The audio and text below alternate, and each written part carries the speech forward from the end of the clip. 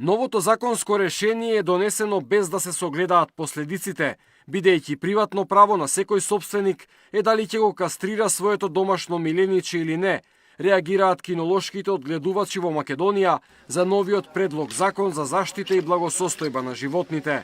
Најконтраверзно, според нив е тврдењето дека со кастрацијата ќе се намали бројот на улични кучиња кои се резултат на неодговорно сопствеништво.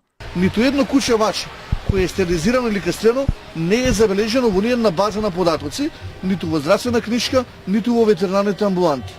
Како се размислува тоа да се спроведе законот односно проверка кај веќе истрезаните животни?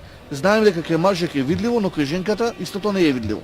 Со новиот закон ќе се уништат сите автохтони раси на кучиња, велат кинолозите. На шарпланинецот како светски призната раса и овчарското куче Караман како национална раса, со овој закон им прети истребување. Овој закон е сосема нестручно изработен, не се инволвирани сите кои се одгледувачи на кучиња, ловџи, сточари, кинолози. Има многу пропусти, најдобро е тој да заврши на рециклирање. Реакцијата доаѓа откако по предлог од група пратеници во собраниска процедура влезе новиот предлог закон со кој се предвидува задолжителна кастрација на домашните миленичиња кучиња.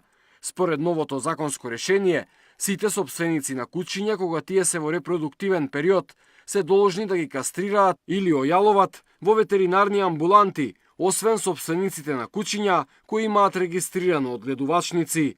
За лицата кои нема да ги кастрираат своите миленици, следува казна од 350 евра. Бранислав Јанески, Сител телевизија.